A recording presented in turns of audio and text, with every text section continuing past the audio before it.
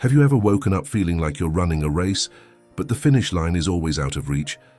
Every day you push yourself to work harder, do more, and achieve more, hoping that your efforts will be recognized. But have you ever stopped to think, what if the louder you work, the less you hear your own voice? The one voice that's calling for rest, for balance, for self-worth, that isn't measured by productivity alone. This is the story of a donkey from a quiet village surrounded by endless fields, a donkey whose hard work was the heartbeat of the village. It worked tirelessly day in and day out, carrying heavy sacks from the fields to the market, never complaining, never slowing down. The villagers admired it for its dedication, and the owner relied on it like no other animal. But did anyone ever wonder how much the donkey was truly sacrificing to keep the wheel of life turning?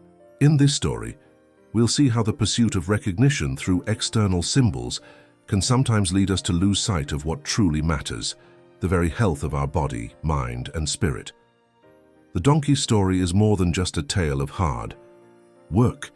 It's a warning about the hidden cost of overwork, the danger of measuring our worth by the noise we make, and the importance of recognizing when we need to stop, breathe, and care for ourselves before it's too late. So join me as we unravel the life of this humble donkey, and let its journey remind us that our value isn't found in how much we carry, but in knowing when to pause and take care of ourselves. As we follow the donkey's journey, we begin to see the deeper layers of its story, layers that reflect much more than just the hard work it endured. After all, the donkey wasn't born to carry the weight of the world. It started just like any other, with the simple joy of running free in the fields, unburdened by the heavy responsibilities of life. But something changed over time. The owner, seeing the donkey's strength and unwavering dedication, began to rely on it more and more. The donkey became not just a worker, but a symbol of the village's prosperity. It was the lifeblood of the market, the one that ensured goods were delivered on time, the one that never faltered. Yet, despite its tireless efforts, the donkey remained unseen in its own exhaustion. No one noticed the gradual wear and tear on its body, the sore back, the aching legs, the fading energy. This is where the story takes a turn. One day, the owner approached the donkey with a gleaming golden bell, a gift meant to symbolize the donkey's importance. "This bell will show everyone how valuable you are," the owner said, fastening it carefully around the donkey's neck. The sound of the bell ringing as the donkey moved became a constant reminder to everyone in the village of its dedication. For the first time, the donkey felt truly appreciated. The bell was not just an ornament, it was a declaration of its worth.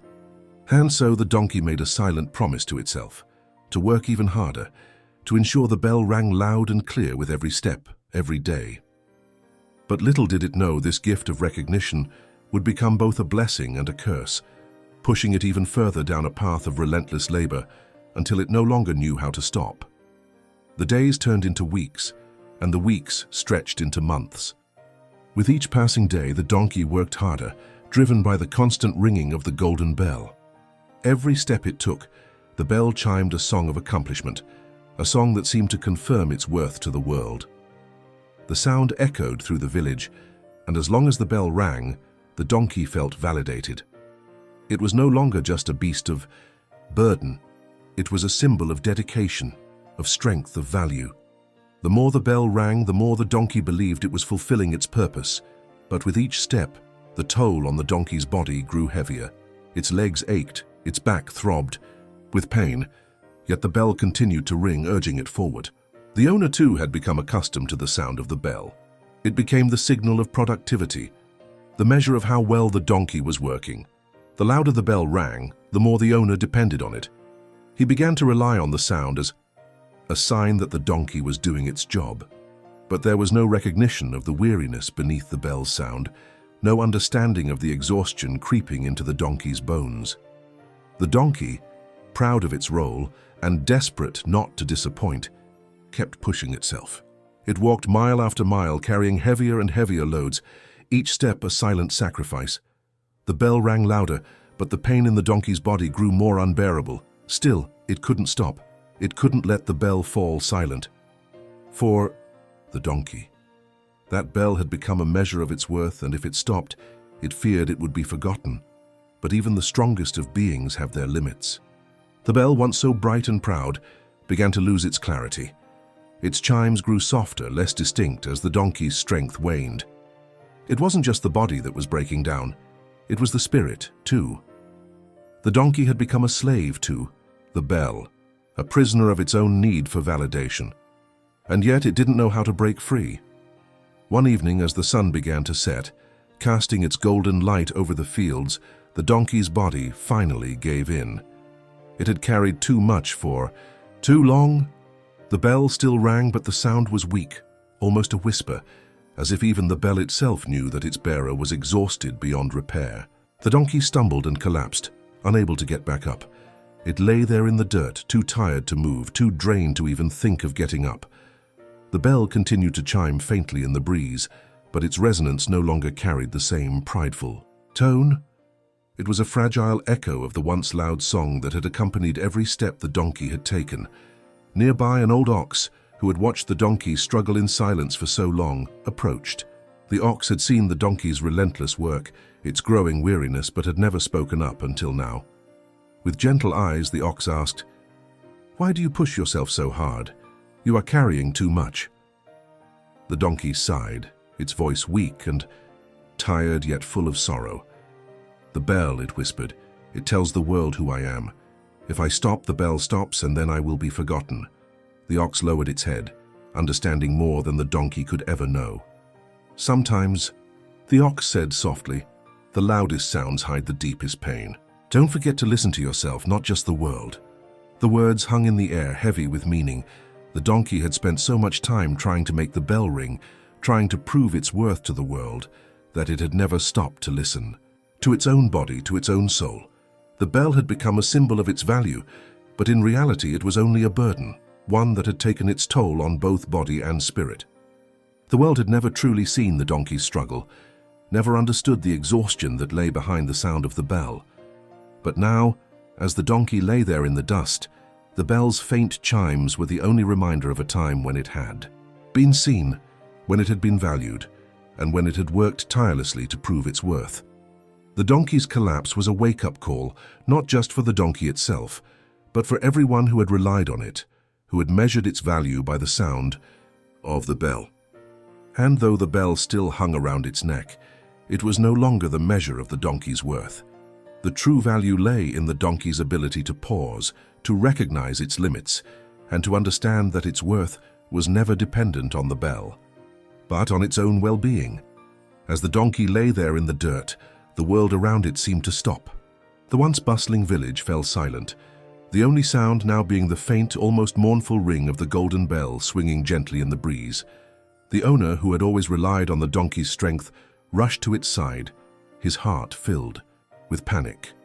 He knelt down, eyes wide with disbelief as he looked at the tired, collapsed animal. For a brief moment he felt a pang of guilt. How had he not noticed the toll that his demands had taken on the donkey? But then a cold thought crossed his mind. The bell, once so clear and vibrant, no longer chimed as loudly. Was the donkey still of use to him? The very thing that had signaled. Its value had now faded, and with it the donkey seemed to have lost its place in the world.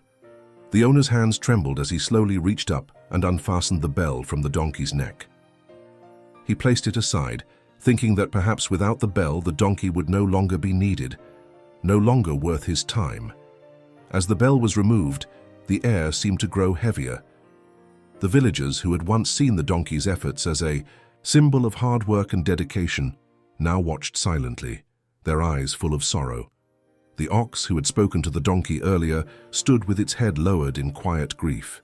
In that moment, it became clear to everyone that the bell had never truly defined the donkey's worth. It was the work, the sacrifices, the quiet dedication that had made the donkey invaluable, not the sound it made. But the world had only seen the bell, and now that it had stopped ringing, it seemed as though the donkey had lost everything. In the midst of this silence, the true lesson of the donkey's journey began to unfold, not just for the donkey itself, but for all who watched. We live in a world that often measures worth by external achievements, by the noise we make, the praise we receive, the recognition we earn. But as the donkey's story so painfully reveals, the true value lies not in how loudly we ring, but in knowing when to stop, when to rest, and when to care for ourselves. The bell, once a symbol of worth, had become a burden, a reminder that sometimes the loudest voices drown out the most important truths.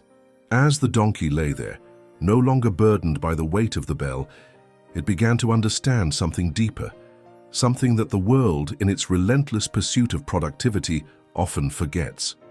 True strength is not in endless labor, but in recognizing when we need to pause, when we need to heal, and when we need to remember that our worth isn't measured by how much we carry, but by how we care for ourselves.